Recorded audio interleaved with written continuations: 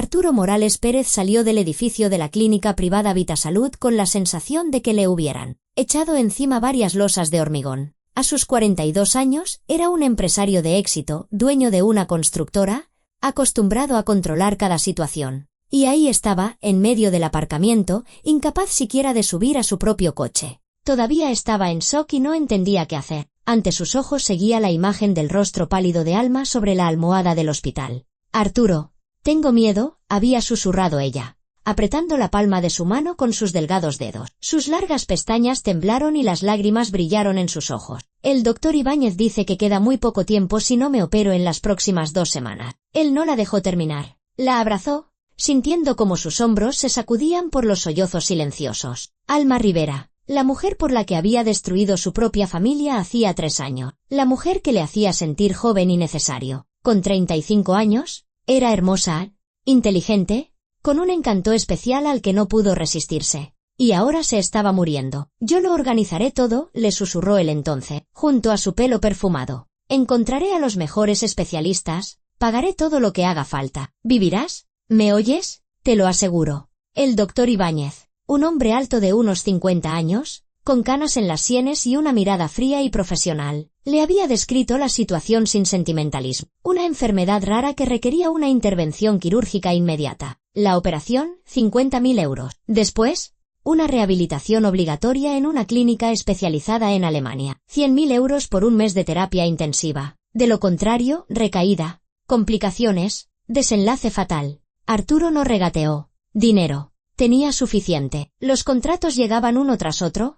La empresa prosperaba. ¿De qué servían todos esos millones si la única persona verdaderamente cercana a él se iba a marchar? Ahora, de pie en el aparcamiento, sintió de repente un mareo. El aire parecía demasiado denso, el sol demasiado brillante para un día de otoño. Dejó atrás el coche. Arturo caminó maquinalmente, alejándose de la clínica, y giró a la derecha, donde se veía el verdor de un pequeño parque. El parque estaba casi vacío. Era un día laborable, después de comer. Vio a unos pocos transeúntes, una madre joven con un carrito a lo lejos, una pareja de ancianos en un paseo cercano. Arturo se dejó caer en el primer banco que encontró y hundió la cabeza entre las manos. Sus pensamientos se arremolinaban caóticamente. ¿De dónde sacar el dinero tan rápido? Vender acciones, pedir un préstamo con la garantía de una propiedad, llamar a Sergio, su abogado, para que le ayudara a tramitarlo todo con urgencia. «Señor, ¿se encuentra mal?». Una voz infantil le hizo sobresaltar. Arturo levantó la cabeza. A su lado, en el mismo banco, estaba sentada una niña de unos 8 años, con 2 trenzas pulcras y unos serios ojos marrones. Llevaba un sencillo vestido de cuadros y sostenía un libro gastado en las manos. La niña lo miraba con una extraña expresión, una mezcla de lástima y curiosidad. «Estoy bien», consiguió decir Arturo con voz ronca. «Vete de aquí». Pero la niña no se movió. Siguió observándolo, ladeando ligeramente la cabeza, y de repente sonrió. Era una sonrisa extrañamente comprensiva para una niña, casi burlona. Arturo sintió una oleada de irritación, aguda y repentina. «¿Qué miras?», le espetó, más bruscamente de lo que pretendía. La niña no se asustó. Al contrario, su sonrisa se ensanchó y soltó una risa suave. Así se ríen los adultos de un error ajeno y ridículo. «Es divertido observar», dijo ella, con un tono completamente impropio de una niña de 8 años, cómo intenta curar a su amante de una enfermedad que no existe. Arturo se quedó helado. Sintió como si el corazón se le hubiera caído a los pies. No supo qué responder de inmediato, solo miraba fijamente a la niña, tratando de procesar lo que acababa de oír. «¿Qué? ¿Qué has dicho?», logró articular finalmente. La niña cerró el libro tranquilamente y lo dejó a su lado en el banco. «He dicho la verdad», respondió. «Su Alma Rivera está sana, completamente sana. No necesita ninguna operación. Y tampoco tiene que ir a Alemania». ¿Qué acababa de oír? Arturo sintió un escalofrío recorrerle la espalda. ¿De dónde sabe su nombre? Su voz se quebró en un susurro. «¿Quién eres tú?».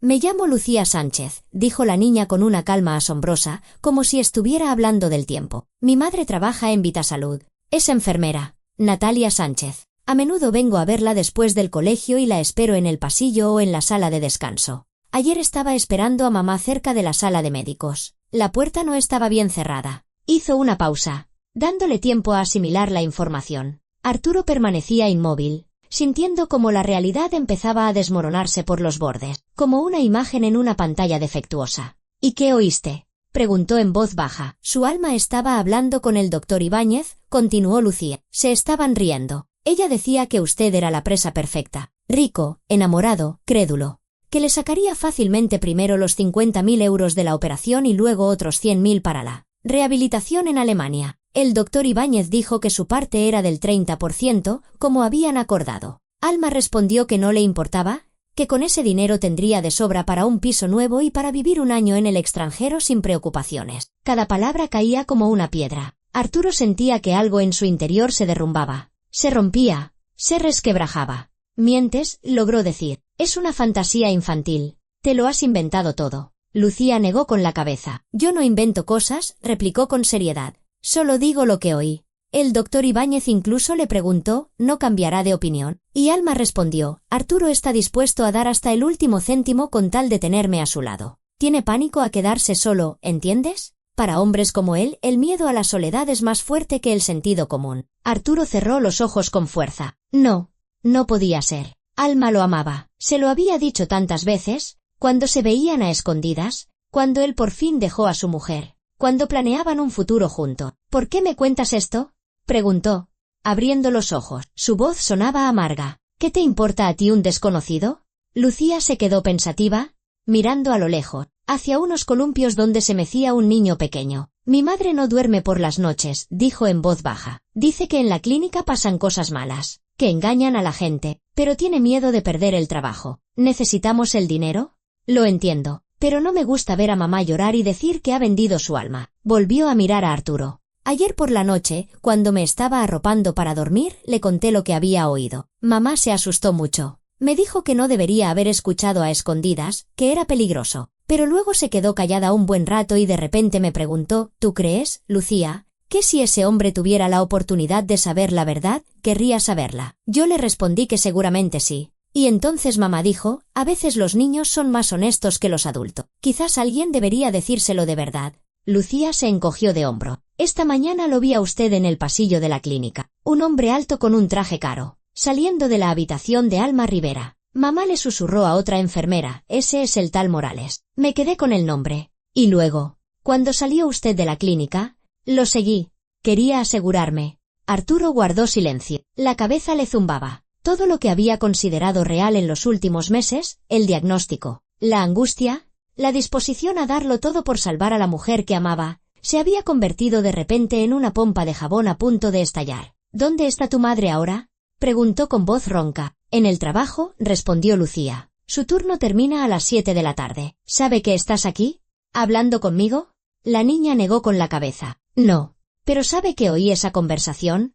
¿Y sabe que me da pena usted? Pena, se burló Arturo amargamente. ¿Pena de mí?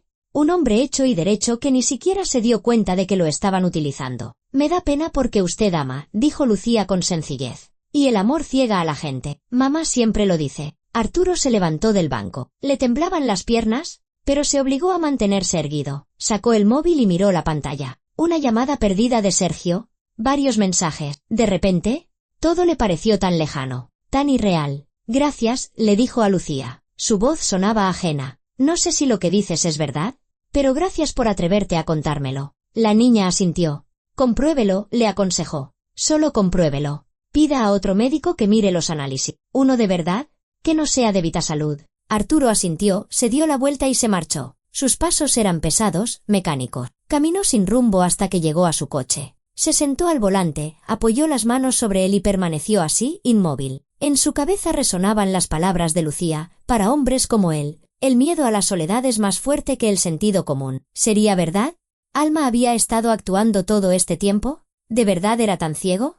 Arturo recordó su primer encuentro. Una cena de empresa hacía 3 años. Alma era invitada de uno de los socios. Una sonrisa, un coqueteo sutil, un intercambio de números. Luego vinieron los cafés, los paseos, las conversaciones hasta el amanecer. Ella lo escuchaba con tanta atención, como si cada una de sus palabras fuera una revelación de valor incalculable. Admiraba sus éxitos, lo apoyaba en los momentos difíciles, cuando los contratos se caían o surgían problemas con los proveedores. Y en casa le esperaba Elena, su mujer, con la que había vivido 15 años. Elena, que hacía tiempo que había dejado de hacer preguntas, que había dejado de interesarse por sus asuntos, que vivía su propia vida, tranquila, reservada, fuerte, pero fría. ¿O solo se lo parecía a él? Arturo recordó cómo, 3 años atrás, le dijo a Elena que se iba. Ella no gritó, no lloró, simplemente asintió y dijo, me lo imaginaba. Que te vaya bien, Arturo.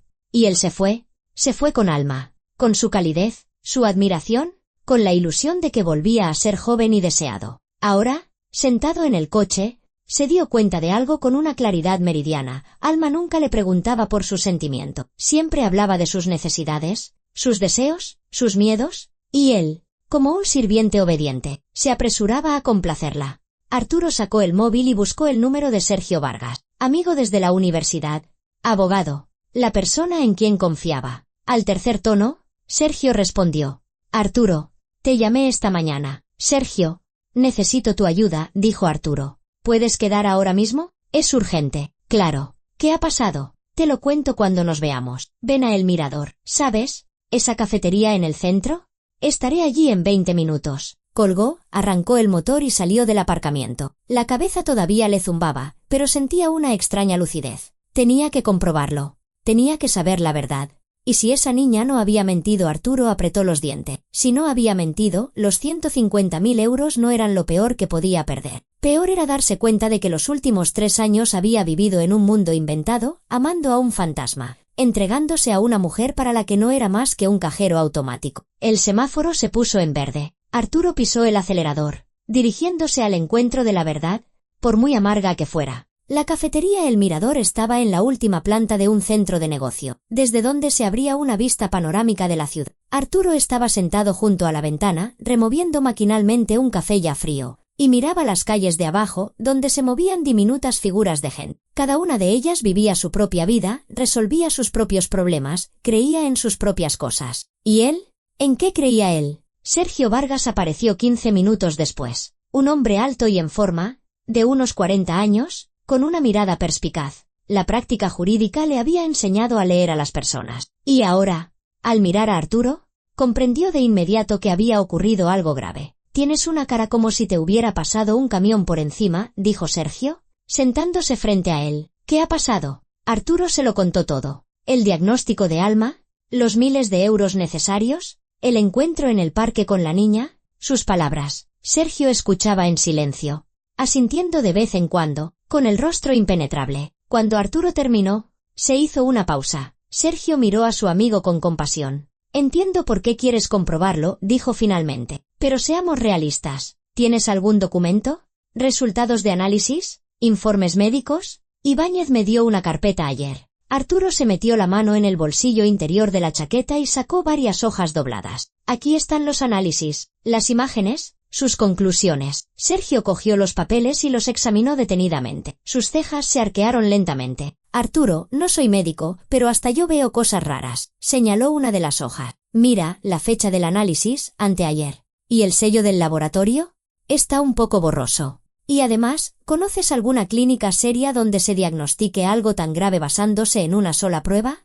Normalmente piden repetir los análisis, consultas con varios especialistas, informes de un comité médico». Arturo sintió que algo se le encogía por dentro. «¿Tú crees? Creo que hay que enseñar estos documentos a un experto independiente», le interrumpió Sergio. «Tengo un conocido, Gregorio Herrero, jefe de servicio en el Hospital La Paz. Una eminencia, un hombre honesto. Voy a llamarle ahora mismo para pedirle que te reciba hoy mismo». «¿Hoy?» Arturo frunció el ceño. «Pero Alma espera que mañana le lleve el dinero para el adelanto de la operación». «Con más razón», dijo Sergio con dureza. «Arturo, si esa niña tiene razón, estás a punto de cometer un error garrafal. 150.000 euros no son ninguna broma. ¿Y si no la tiene? Pues perderás un par de horas comprobándolo. ¿Acaso es un precio demasiado alto por estar seguro?» Arturo asintió. Sergio sacó su teléfono y marcó un número. La conversación fue breve y directa. 5 minutos después, la cita quedó fijada para las 6 de la tarde. «¿Vas a ir?», preguntó Sergio, guardando el teléfono. «Iré», exhaló Arturo. A las 3 de la tarde, Natalia Sánchez estaba en la sala de médicos de la clínica Vitasalud, ordenando los medicamentos para los tratamientos de la tarde. Tenía 33 años, pero el cansancio de los últimos años le añadía edad. El pelo claro recogido bajo un gorro de enfermera blanco, rasgos finos, ojeras azuladas bajo los ojos. El retrato de una mujer que llevaba mucho tiempo sacrificándose por los demás. «Natalia, ¿por qué esa cara tan larga?». Se le acercó su colega Irene, una mujer alegre y algo entrada en carnes de unos 40 años. ¿Otra vez preocupada por algo?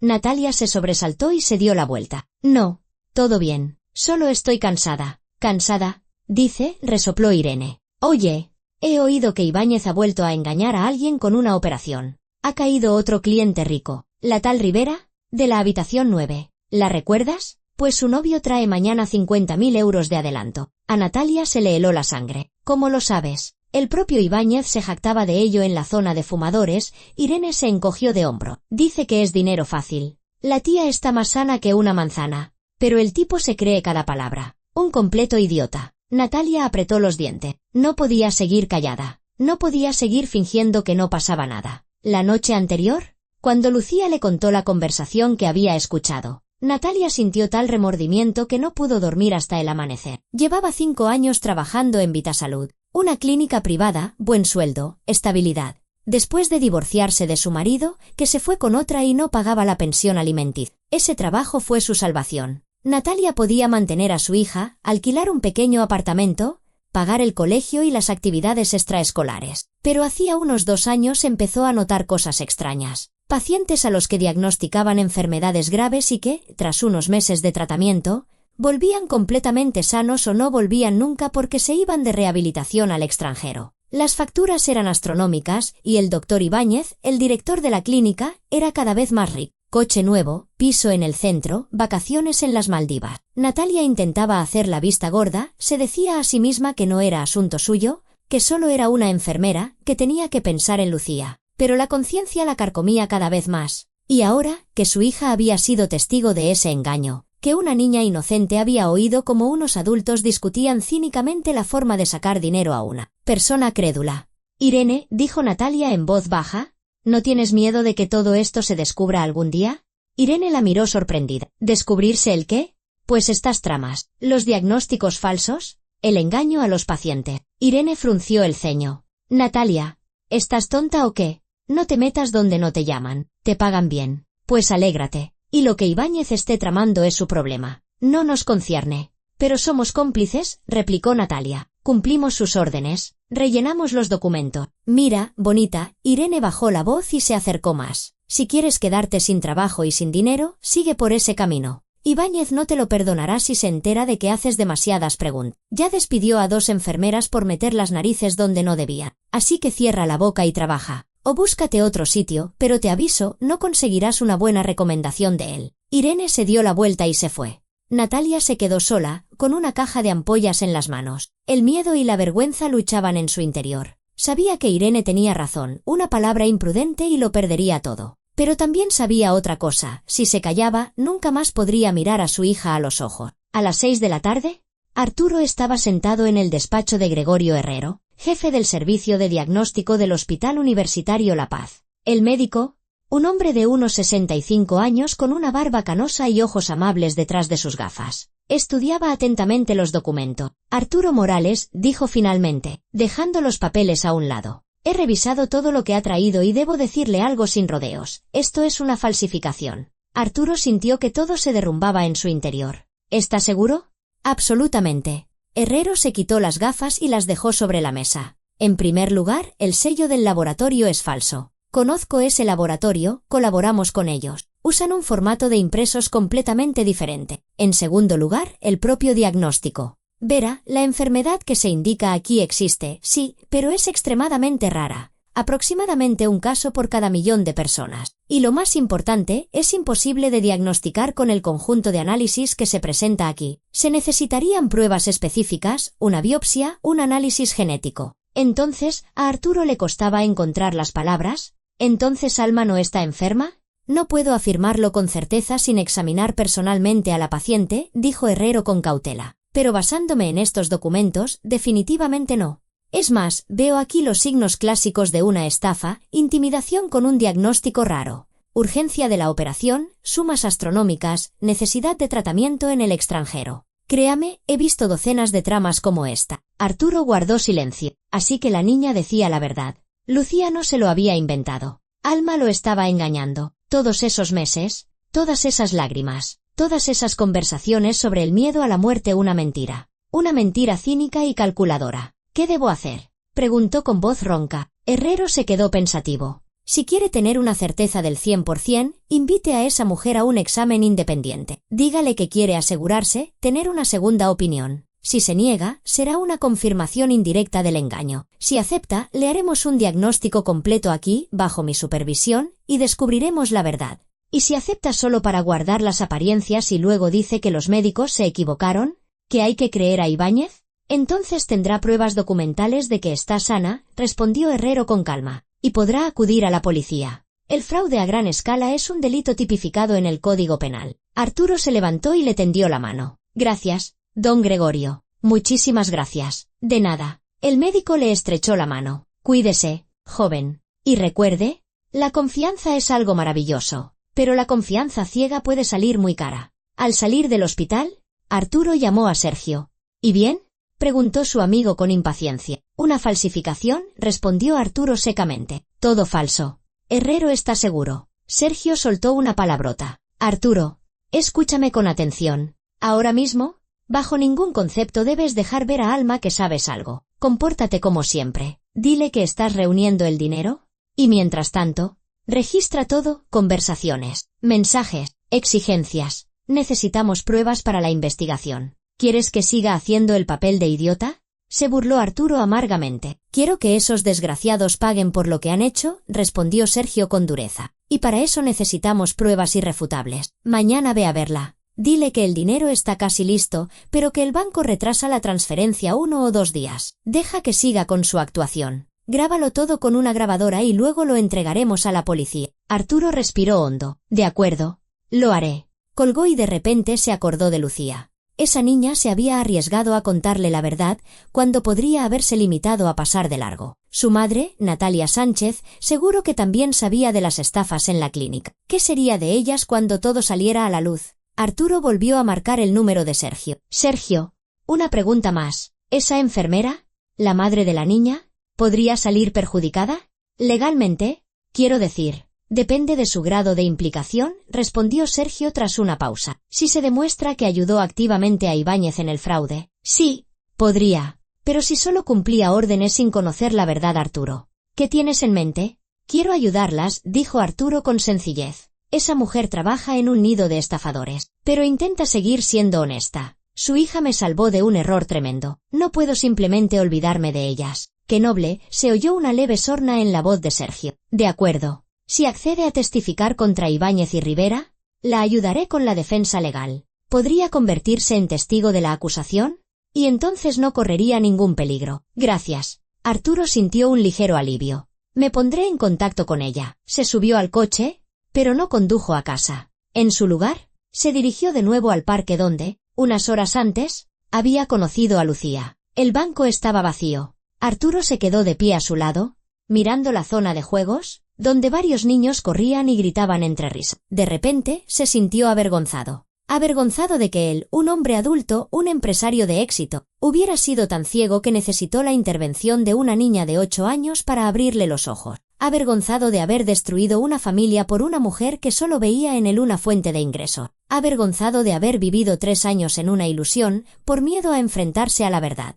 Para hombres como él, el miedo a la soledad es más fuerte que el sentido común, había dicho Alma, según Lucía. Arturo esbozó una sonrisa amarga. Sí, tenía miedo a la soledad. Después de dejar a Elena, después de que el vínculo con sus hijos se debilitara, Alma se había convertido en su isla de calidez en un mundo frío. Se aferró a ella como un náufrago a una tabla, sin darse cuenta de que la tabla estaba podrida. El teléfono vibró. Un mensaje de Alma. Cariño, ¿cómo va lo del dinero? Ibáñez dice que la operación tiene que ser pasado mañana. Tengo tanto miedo. Arturo apretó los dientes. Cariño. ¿Cuántas veces lo había llamado así? Y él se derretía como un helado al sol. Escribió una respuesta. Todo en orden. Mi amor. Mañana te llevaré la primera parte. Aguanta. Estoy a tu lado. Lo envió. Guardó el teléfono en el bolsillo. Mañana iría a verla y haría el papel de amante preocupado. La miraría a los ojos, sabiendo que mentía. Grabaría cada palabra, cada manipulación, y después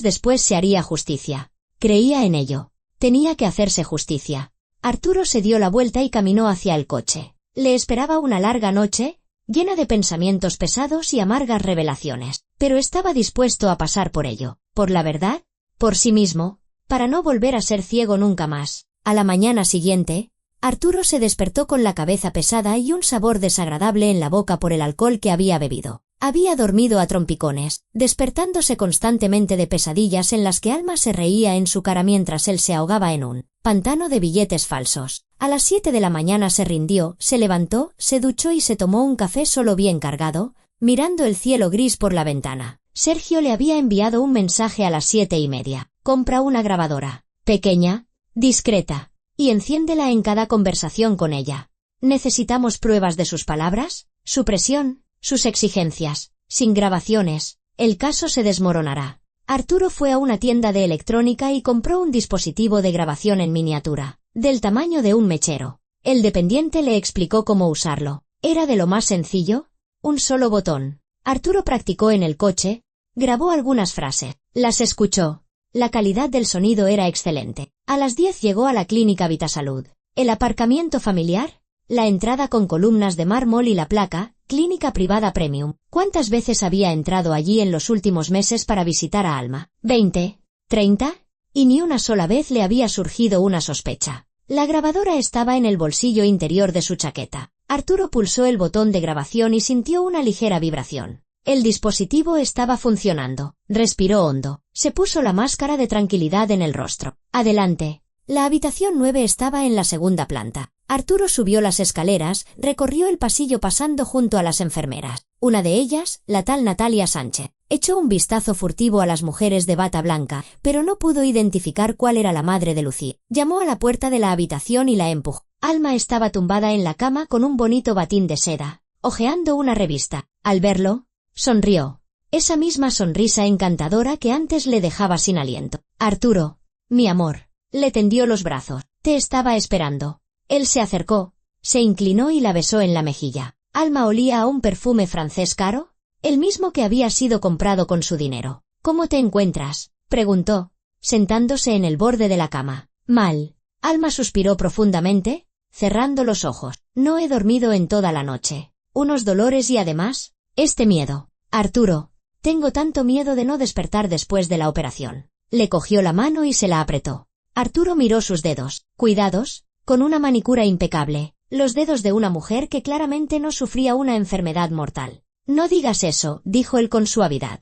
Todo saldrá bien. Ibáñez es un profesional. Sí, pero Alma guardó silencio, luego abrió los ojos y lo miró. Brillaban con lágrimas. Arturo, esta noche he pasado mucho miedo. Me desperté a las 3 de la mañana por el dolor y pensé, ¿y si estos son mis últimos días? ¿Y si no tengo tiempo de decirte lo importante que eres para mí? Lo mucho que te quiero. Acercó la palma de él a su mejilla, y Arturo sintió la humedad de las lágrimas en sus dedos. ¿Has traído el dinero?, preguntó de repente, y su voz se volvió más firme, directa, sin rodeos, sin palabras de más. Arturo sintió irritación, pero la reprimió.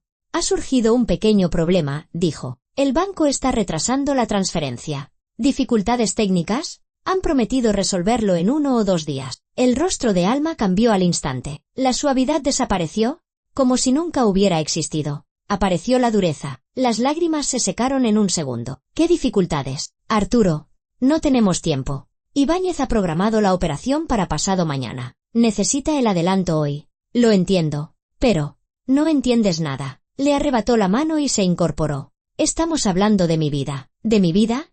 Arturo, encuentra ese dinero. Pide un crédito.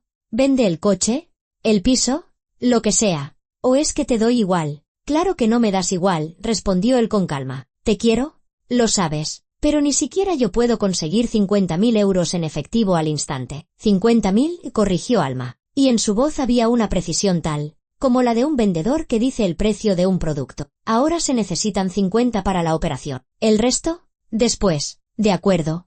50.000, asintió Arturo. Pero necesito tiempo. 1 día o 2. No tengo 2 días, gritó ella, y su voz se quebró en histeria. Ibáñez lo dijo, o la operación es pasado mañana, o moriré en 1 mes. ¿Lo entiendes? 1 mes, 30 días y quizás menos. Quizás mañana por la noche mi corazón simplemente se pare. Y tú te despertarás por la mañana pensando que pudiste salvarme, pero no lo hiciste. Se llevó la mano al pecho, fingiendo un ataque de debilidad, y se dobló por la mitad.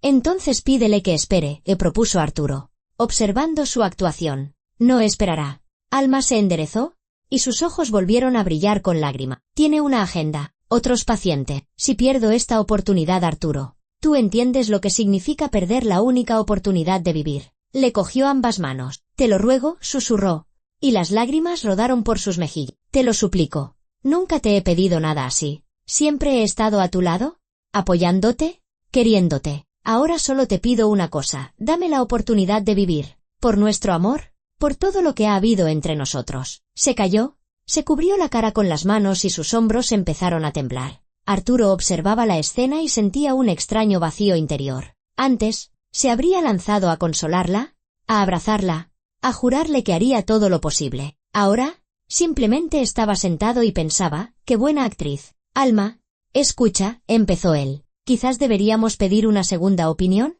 Conozco a un médico excelente en el hospital público. ¿Una segunda opinión? Se sobresaltó, como si la hubieran electrocutado. Apartó las manos de la cara y lo miró con furia. ¿No me crees? Después de todo lo que hemos pasado juntos, ¿no me crees? No es una cuestión de confianza. Arturo levantó las manos en son de paz. Es solo que, con un diagnóstico tan serio, lo normal es consultar a varios especialistas. Es la práctica habitual. Ibáñez es el mejor en su campo, cortó Alma, y su voz sonó con indignación. ¿Confían en él millonarios, famosos, políticos? Vienen a verle de todo el país. ¿Y tú quieres que vaya a un hospital público cualquiera?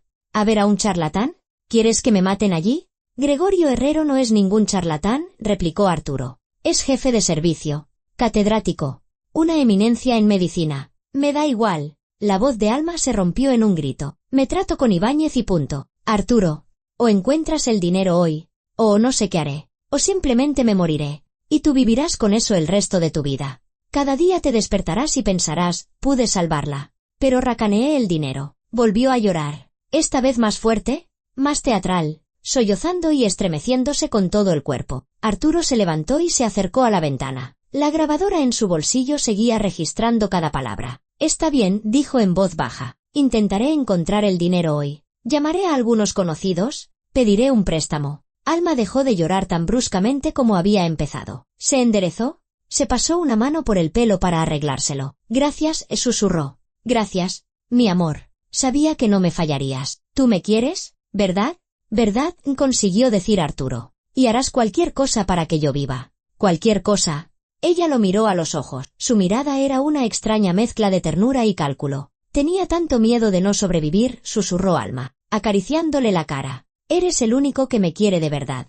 El único que está dispuesto a todo por mí. Otros hombres solo decían palabras bonitas, pero tú actúas. Demuestras tu amor con hechos. Arturo oía esas palabras y entendía que era manipulación. Pura manipulación, perfeccionada hasta el automatismo. Estaba presionando sus sentimientos, su miedo a perderla, su deseo de ser un héroe. Y antes eso funcionaba. Ahora no. Llamaron a la puerta de la habitación. Entró el doctor Ibáñez. Alto, seguro de sí mismo, con una sonrisa profesional. Oh, Arturo Morales, dijo. Qué bien que esté aquí. Necesito hablar con usted.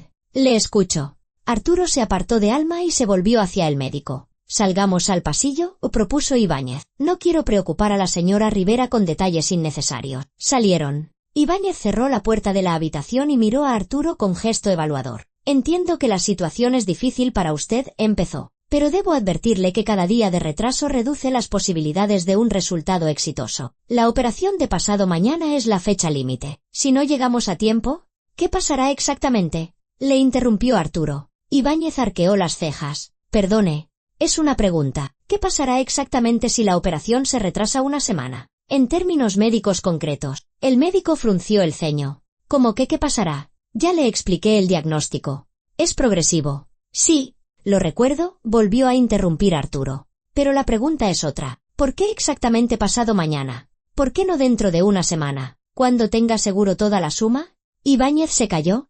Claramente no esperaba esa pregunta. Porque soy médico. No banquero, respondió fríamente. Tengo la agenda de operaciones cubierta para meses. Pasado mañana es el único hueco. Si lo pierde, la siguiente oportunidad no será hasta dentro de 2 meses. Y la señora Rivera no vivirá tanto. O sea, que morirá en 2 meses. Probablemente antes. ¿Y si se opera en otra clínica? El rostro de Ibáñez expresó perplejidad.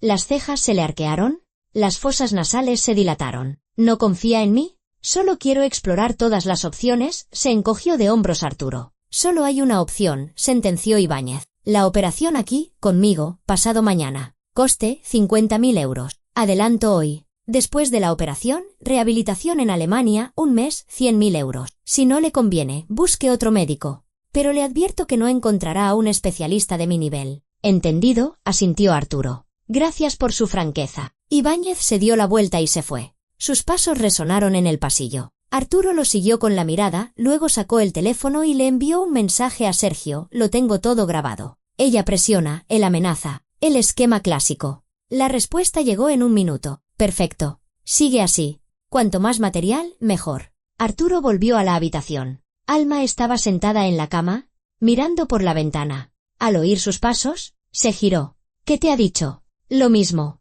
Arturo se sentó en una silla. La operación es pasado mañana o nunca. ¿Ves? Alma le cogió la mano. Arturo, por favor, no quiero morir. Encuentra ese dinero. Sé que puedes. Él la miró a la cara. Hermosa, hábilmente maquillada, con una piel perfecta, ni rastro de enfermedad, ni una pizca de sufrimiento. Solo codicia y cálculo, ocultos tras una máscara de amor, como no se había dado cuenta antes. De acuerdo, dijo. Traeré el dinero esta tarde. El rostro de Alma se iluminó. ¿De verdad?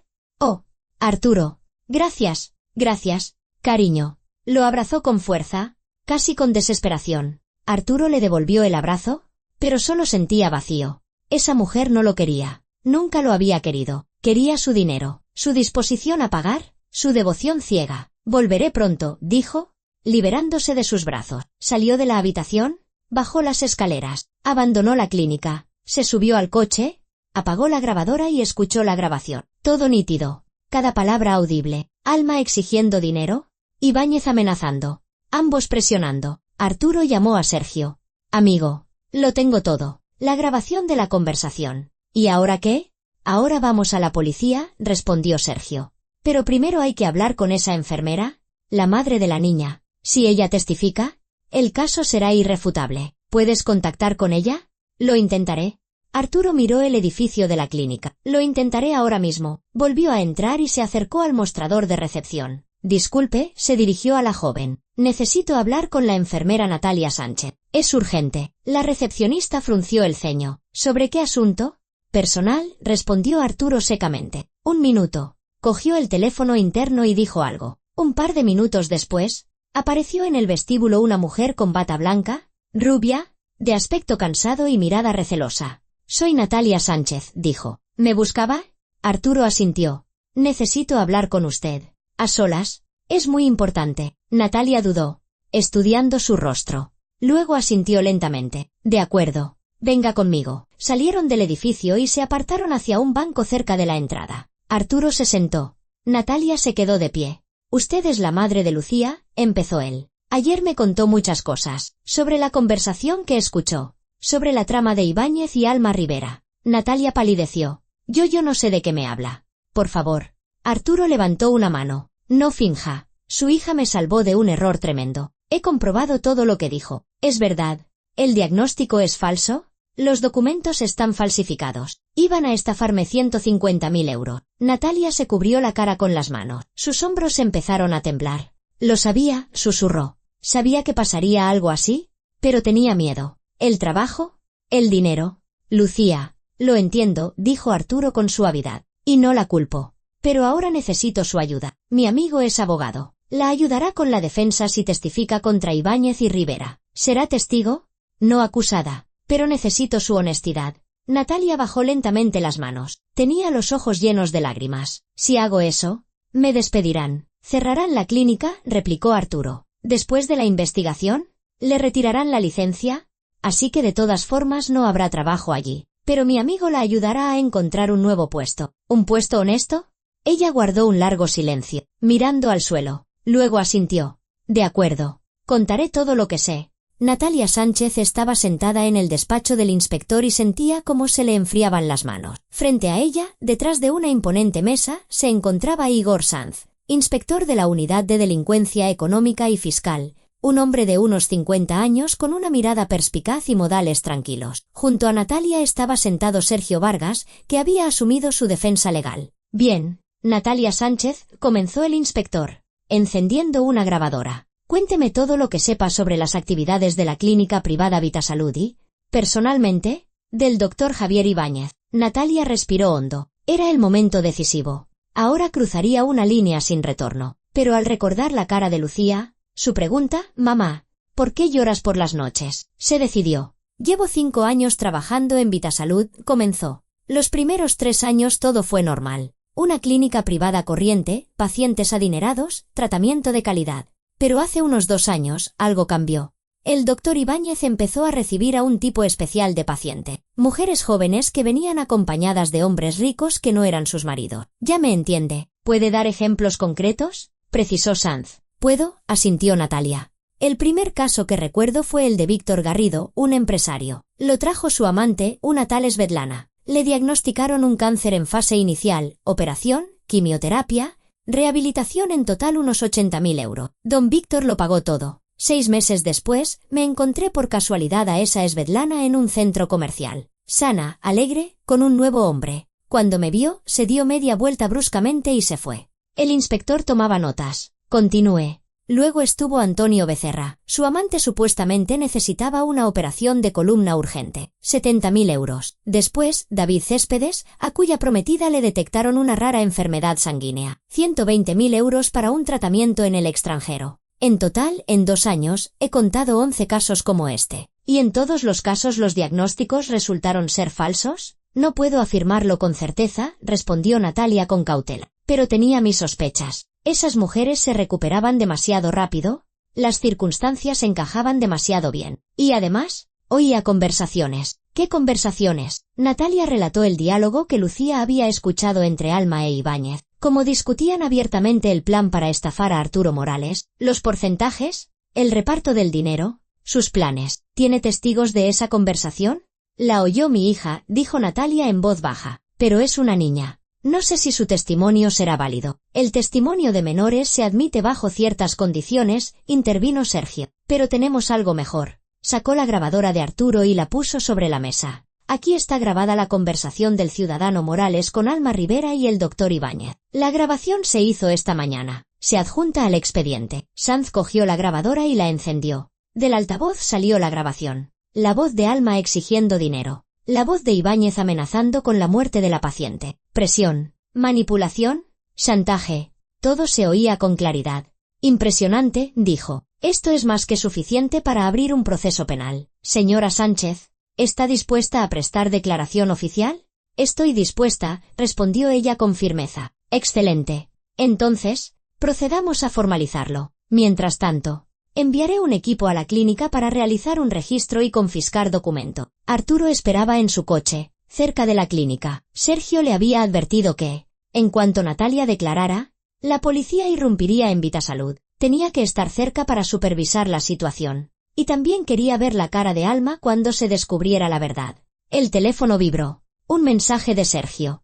El equipo ha salido. Llegan en 10 minutos. Arturo salió del coche y encendió un cigarrillo. Había dejado de fumar hacía 5 años, pero hoy se había comprado una cajetilla. Los nervios no le daban tregua. El humo le quemaba la garganta, pero le producía una extraña calma. Exactamente 10 minutos después, 3 coches sin distintivos llegaron a la clínica. De ellos salieron hombres de paisano, agentes de policía. Arturo reconoció al inspector Sanz y le hizo un gesto con la cabeza. Este le devolvió el gesto y se dirigió a la entrada. Arturo siguió al grupo. En el vestíbulo de la clínica se desató el caos. La recepcionista se levantó de un salto, intentando decir algo. Pero el inspector le mostró su placa y la orden de registro. Las enfermeras en el pasillo se quedaron paralizadas, intercambiando miradas. ¿Dónde está el doctor Ibáñez?, preguntó Sanz. En su despacho, balbuceó la recepcionista. Tercera planta, despacho 315. El grupo subió. Arturo iba detrás, sintiendo como su corazón latía con fuerza. La puerta del despacho de Ibáñez estaba entreabierta. El inspector la empujó y entró.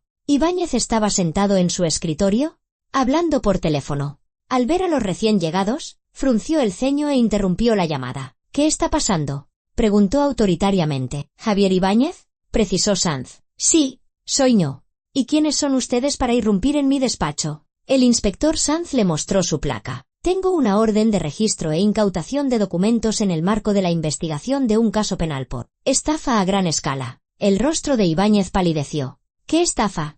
Esto es absurdo. Ahora lo comprobaremos, respondió el inspector con calma. Mientras tanto, le ruego que permanezca en su sitio y no obstaculice el trabajo del equipo. Los agentes comenzaron a registrar metódicamente el despacho, abriendo cajones, confiscando documento. Ibáñez permanecía inmóvil. Su rostro se enrojeció de miedo. Morales. Ibáñez de repente vio a Arturo en la puerta. ¿Qué hace usted aquí?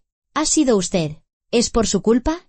Arturo entró en el despacho y se detuvo frente al médico. Por mi culpa, confirmó. O más bien, por el hecho de que usted y Alma decidieron desplumarme. ¿De qué habla? Saltó Ibáñez. Yo hice un diagnóstico basándome en los análisis. Análisis falsificados, intervino Sanz. Tenemos el informe de un experto independiente. Todos los documentos que le proporcionó al señor Morales son falsificaciones. ¿Sellos falsos? ¿Impresos falsos? Un diagnóstico sacado de la manga. Eso es mentira. Ibáñez golpeó la mesa con el puño. ¿Quién le ha dicho eso? ¿Qué experto? El catedrático Herrero, del Hospital La Paz, respondió Arturo. Un hombre con una reputación intachable, a diferencia de usted.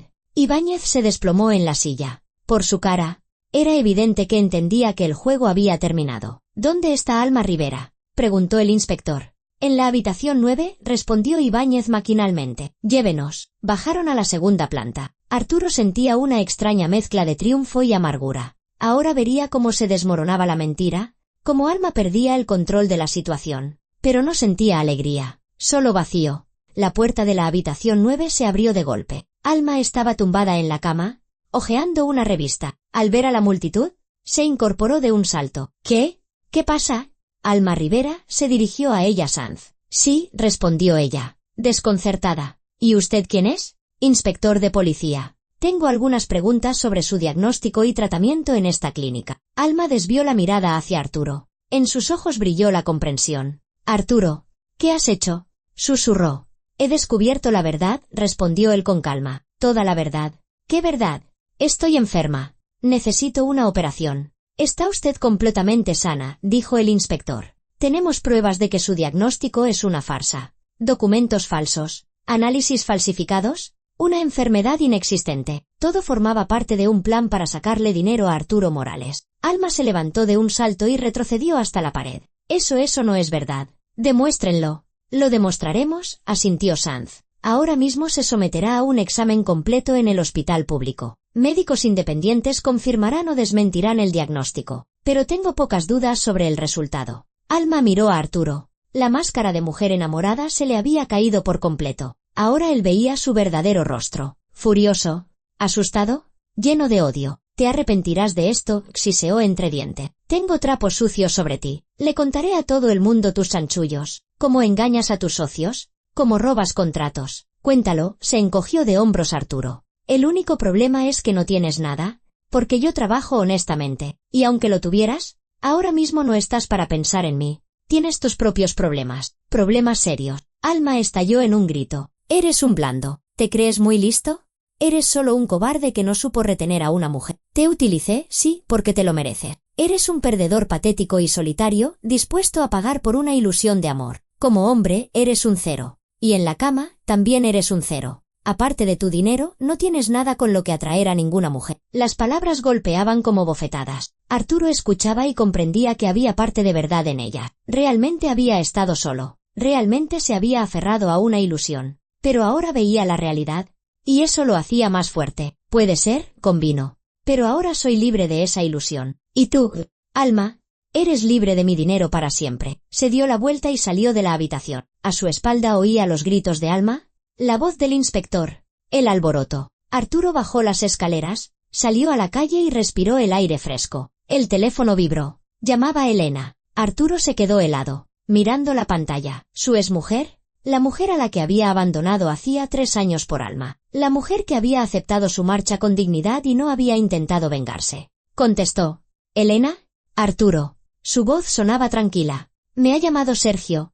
Me ha contado lo que ha pasado. ¿Cómo estás? Bien. Se sentó en un banco junto a la entrada. O sea, no lo sé. Me siento como un idiota. No eres un idiota, replicó Elena. Eres solo una persona que quería amor. No hay nada de malo en eso. Destruí nuestra familia por una mujer que solo veía en mí una cartera. Se hizo una pausa. Arturo, dijo Elena lentamente, nuestra familia no la destruiste solo tú. Yo también tengo la culpa. Me distancié de ti. Dejé de interesarme por tu vida. Me encerré en mi propio mundo. Ambos cometimos errores, pero yo me fui primero. Y eso no te convierte en un monstruo, solo en una persona que buscaba calor. Arturo sintió que el remordimiento y la vergüenza lo inundaban. Elena, yo lo siento, por todo. Te perdoné hace mucho tiempo, respondió ella en voz baja. La pregunta es, ¿te has perdonado tú a ti mismo? Él no supo qué responder. Ven a casa, propuso Elena. Hablamos, solo hablar, sin rencores ni reproches. De acuerdo, exhaló Arturo. Gracias. Colgó y miró el edificio de la clínica. Dentro se desarrollaba un drama, registros, interrogatorios, revelaciones, y él estaba sentado fuera,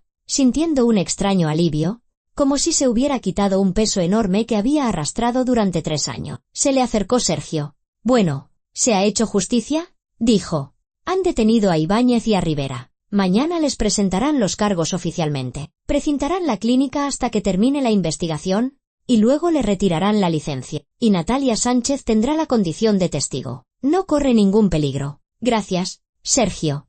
Arturo se levantó y abrazó a su amigo. Por todo. Por no darme la espalda. Por tu apoyo y tu ayuda. De nada. Sergio le dio una palmada en el hombro. Para eso están los amigos. Por cierto, sobre Natalia. ¿De verdad quieres ayudarla con el trabajo? Totalmente en serio, asintió Arturo. Arriesgó su carrera por la verdad. Su hija me salvó de un error garrafal. Estoy en deuda con ellas. Entonces tengo una opción. Sergio sacó el teléfono y buscó en sus contactos. Mi mujer trabaja en el Hospital General número 3. Justo ahora buscan enfermeras con experiencia. ¿El sueldo? Claro. Es menor que en una clínica privada, pero al menos es todo honesto. Organiza una entrevista, pidió Arturo. Y otra cosa, sobre la niña. Lucía. Sergio, quiero pagarle los estudios. Un buen colegio privado. Que Natalia no se niegue. No es caridad. Es gratitud. Sergio sonrió. ¿Te has vuelto más blando? Arturo. O simplemente he abierto los ojos, respondió él. Se quedaron un momento en silencio, mirando la clínica. Luego, Arturo se dirigió a su coche. Le esperaba una conversación con Elena. Una conversación difícil, pero necesaria, que quizás abriría un nuevo capítulo en su vida o cerraría el anterior. En cualquier caso, sería honesta. Pasaron 3 meses. Arturo estaba sentado en el mismo parque, en el mismo banco donde todo había comenzado. Era un cálido día de primavera. Los árboles se habían cubierto de un verde tierno. El aire olía a frescura y renovación. A su lado, en el banco, había un periódico con un artículo sobre el cierre de la clínica Vitasalud y la sentencia a sus dueños. El juicio se había celebrado la semana anterior. Javier Ibáñez recibió 6 años de prisión y una multa de 200.000 euros. Alma Rivera, 4 años de libertad condicional con la obligación de indemnizar a las víctimas. Resultó que Arturo no había sido la única víctima de su trama. La investigación destapó otros 8 casos de estafa en los últimos 2 años. La suma total robada superaba los 700.000 euros. Arturo recordó su último encuentro con Alma en la sala del tribunal. Estaba sentada en el banquillo de los acusados, sin parecerse en nada a la mujer segura de sí misma que había sido. Cuando sus miradas se cruzaron, ella apartó la vista, sin lágrimas, sin peticiones de perdón, solo una fría indiferencia, como si sus 3 años juntos nunca hubieran existido. Señor Arturo. Se sobresaltó y se dio la vuelta. Hacia el banco corría Lucía Sánchez, ya no con un vestido gastado, sino con un uniforme escolar nuevo y una mochila a la espalda. Detrás de ella caminaba Natalia, descansada, rejuvenecida, con una sonrisa en el rostro. Hola, Lucía. Arturo le sonrió a la niña. ¿Qué tal en el nuevo colegio? Genial. Lucía se sentó a su lado. Me encanta. Tenemos piscina y un estudio de pintura y un taller de teatro. Me he apuntado a teatro. Muy bien. Arturo le acarició la cabeza. Serás una gran actriz. O detective, añadió Lucía con seriedad. Al fin y al cabo, desenmascaré a unos delincuentes, ¿verdad? Natalia se rió y se acercó al banco. Arturo, ¿no interrumpimos? Quedó en vernos aquí. No. ¿Qué va? Se levantó. Justo a tiempo. Sentaos. Natalia se sentó. Lucía se acomodó entre ellos, balanceando las piernas. ¿Qué tal el trabajo? Preguntó Arturo. Maravilloso, sonrió Natalia. En el hospital público el ambiente es completamente diferente. Sí, el sueldo es menor y hay más carga de trabajo, pero he vuelto a dormir tranquila. Y eso, sabe, no tiene precio. Lo entiendo, asintió Arturo. ¿Y qué tal el piso? Sergio me dijo que os estaba ayudando a buscar. Sí, ya hemos encontrado una buena opción. Natalia se sonrojó un poco. ¿Un piso de 2 habitaciones en un buen barrio? Cerca del colegio. Pero, Arturo, no podemos aceptar tanto de usted. ¿Ya ha pagado el colegio? Me ha ayudado con el trabajo. Natalia la interrumpió él con suavidad. Su hija me salvó de perder 150.000 euros y, lo que es más importante, de perder los restos de mi autoestima. Ayudaros con el piso es lo mínimo que puedo hacer. Por favor, no os neguéis. Ella guardó silencio un momento y luego asintió. De acuerdo. Gracias. Lucía y yo le estamos muy agradecidos. Soy yo quien os está agradecido, replicó Arturo. Lucía saltó de repente del banco y los miró a ambos. ¿Sabéis una cosa? Dijo. Mamá dice que a veces pasan cosas malas para que luego puedan pasar cosas buenas. Si yo no hubiera escuchado esa conversación, ¿usted habría perdido el dinero? Señor Arturo. Y mamá seguiría trabajando en un sitio malo. Pero ahora todo está bien. Arturo y Natalia intercambiaron una mirada. Pues sí, dijo Natalia en voz baja. ¡Qué niña más sabia!, convino Arturo. Lucía corrió hacia los columpios. Se quedaron sentados solos, observando cómo la niña se mecía y reía. Arturo, empezó Natalia. ¿Puedo preguntarle cómo está usted? Personalmente, quiero decir. Sergio mencionó que se ha estado viendo con su exmujer. Arturo suspiró profundamente. Sí, nos hemos visto varias veces en estos 3 meses. Hemos hablado mucho. Con honestidad, le conté todo sobre Alma. El engaño, lo ciego que estuve. Elena me escuchó, sin culparme, sin reproches, solo escuchó. ¿Y ahora qué? Ahora estamos intentando reconstruir la relación. Lentamente, con cuidado, sin ilusiones, sin falsas expectativas. Solo 2 personas que una vez se quisieron y que, quizás, puedan volver a quererse. O al menos, ser amigos. Natalia sonrió. Eso está bien. Las prisas no llevan a nada bueno. ¿Sabe, Natalia? Arturo la miró. Esta historia me ha enseñado mucho. He comprendido que el amor no son solo emociones y pasión. También es honestidad, respeto y la voluntad de ver la realidad, no las ilusiones. Con Alma vivía en un mundo inventado. Quería sentirme necesario, importante, querido y cerraba los ojos a lo evidente. Todos cerramos los ojos a veces, dijo Natalia con suavidad. Yo también trabajaba en ese lugar sabiendo que allí se hacían cosas incorrectas. Tenía miedo de perder la estabilidad, pero al final perdí la paz. Y solo cuando Lucía me obligó a mirar la verdad a la cara, comprendí que el precio del silencio era demasiado alto. Guardaron silencio, cada uno perdido en sus pensamientos. Por cierto, Arturo se metió la mano en el bolsillo de la chaqueta y sacó un sobre. Un pequeño regalo para vosotras. Natalia cogió el sobre y lo abrió. Dentro había 2 entradas para un espectáculo infantil en el teatro. Arturo. No debería. Debería, sonrió él. Lucía dijo que se había apuntado a teatro. Que vea cómo actúan los profesionales. Y así pasáis una buena tarde juntas. Natalia apretó el sobre contra su pecho. Gracias, de verdad. Gracias por todo. Lucía corrió hacia ellos, sonrojada por los columpios. Mamá, ¿puedo tirarme por el tobogán un rato más? Claro. Ve, asintió Natalia. La niña se fue corriendo hacia la zona de juegos. Arturo la siguió con la mirada. Es increíble, dijo. Esa niña ha resultado ser más honesta y sabia que muchos adultos. Podría haberse callado, no meterse en asuntos ajenos, pero se arriesgó a decir la verdad a un desconocido. Vio cómo lo estaba pasando yo de mal, respondió Natalia en voz baja, y decidió ayudar a su manera, como una niña. Al principio me asusté cuando me enteré. Pensé, ¿qué ha hecho?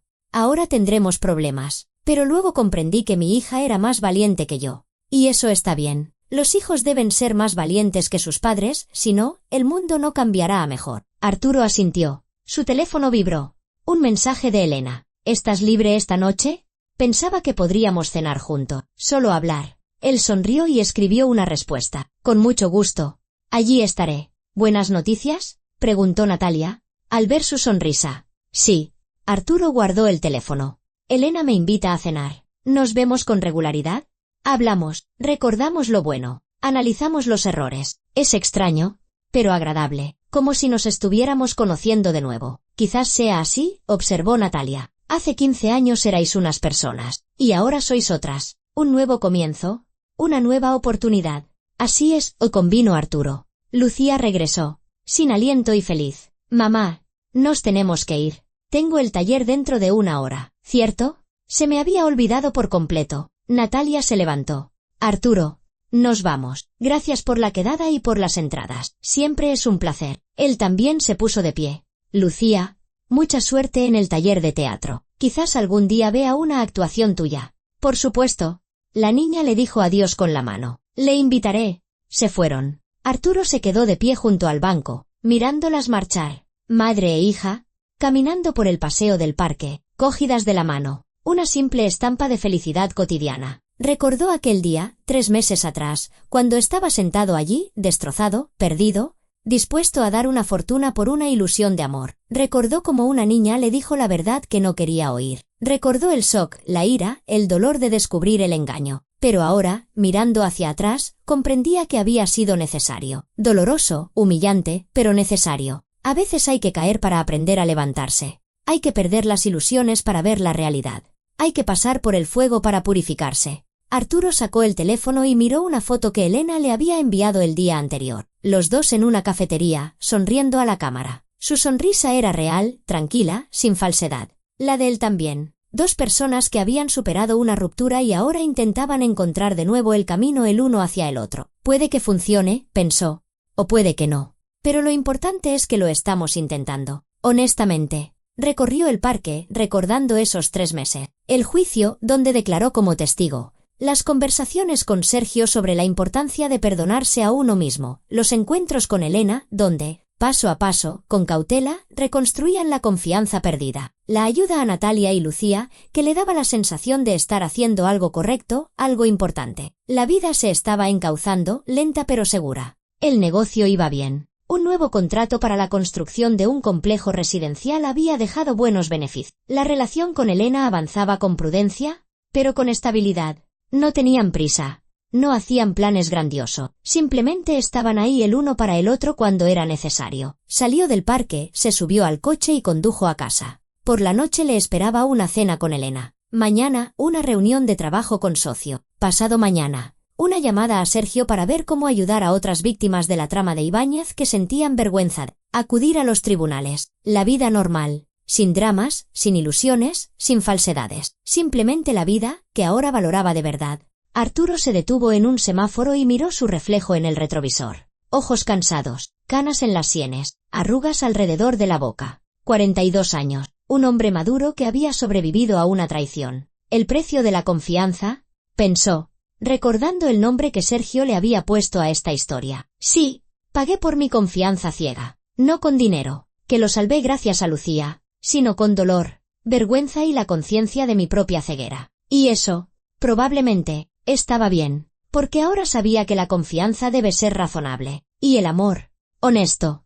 El semáforo se puso en verde. Arturo pisó el acelerador y avanzó hacia una nueva vida, nuevas oportunidades, un nuevo yo. Y en el parque, en aquel mismo banco, solo quedó el recuerdo del día en que todo cambió. El recuerdo de una niña pequeña con un gran corazón, de su valentía y su honestidad. El recuerdo de que, a veces, la verdad llega de las bocas más inesperadas.